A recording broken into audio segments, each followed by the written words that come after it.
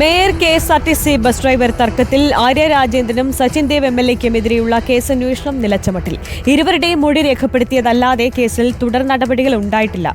ആര്യ രാജേന്ദ്രൻ പദവിയിൽ നിന്നൊഴിയാതെ നീതി ലഭിക്കില്ലെന്ന് ഡ്രൈവർ യദു റിപ്പോർട്ടറിനോട് പറഞ്ഞു.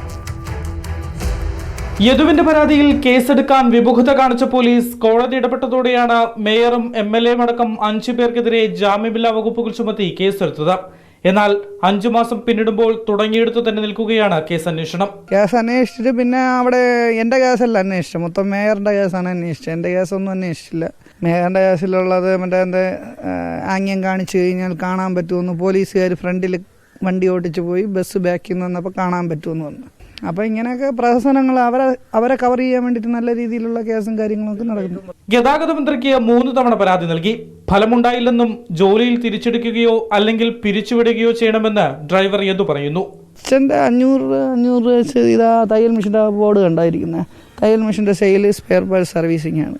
അപ്പോൾ 500 രൂപ കിട്ടണമൊക്കെ തന്നെയാണ്. ഇന്ന് ആശുപത്രി അച്ഛൻ 500 രൂപ തന്നു. 500 തന്നതിൽ അമ്മയെ കൊണ്ട് ആശുപത്രിയിൽ പോയി മരുന്നൊക്കെ വാങ്ങിച്ചപ്പോൾ തന്നെ 400 ചില്ലറ രൂപയായി. അമ്മയ്ക്ക് വയ്യായികളുണ്ടല്ല. അത് കഴിഞ്ഞ് ഇനി അടുത്ത ആഴ്ച മോന് പോകണം, അതിന് 500 രൂപയാവും. അപ്പോൾ ഇതൊക്കെ അച്ഛനാണ് തരുന്നത്. കേസിലെ നിർണായക തെളിവായ ബസ്സിലെ CCTV ക്യാമറയുടെ മെമ്മറി കാർഡ് കണ്ടെത്തണമെന്നത് പോലീസ് മറന്ന മട്ടാണ്. തെളിവ് മെമ്മറി കാർഡെന്ന് വെച്ചാൽ ഇവർ വണ്ടി കയറിയിട്ടുണ്ടോ ഇല്ലയെന്ന് അറിയാൻ വേണ്ടിയിട്ടാണ് മെമ്മറി കാർഡ് തെളിവായിട്ട് വേണ്ടത്. പക്ഷേ കണ്ടക്ടർ രേഖാമൂലം KSRTCയുടെ വേ ബില്ലിൽ എഴുതിയിട്ടുണ്ട്, അത് തെളിവാണ്.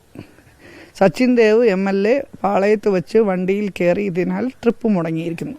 അതേസമയം അന്വേഷണം നടക്കുന്നുണ്ടെന്നും പൂർത്തിയായാൽ ഉടൻ റിപ്പോർട്ട് കോടതിക്ക് കൈമാറുമെന്നും കന്റോൺമെന്റ് പോലീസ് അറിയിച്ചു.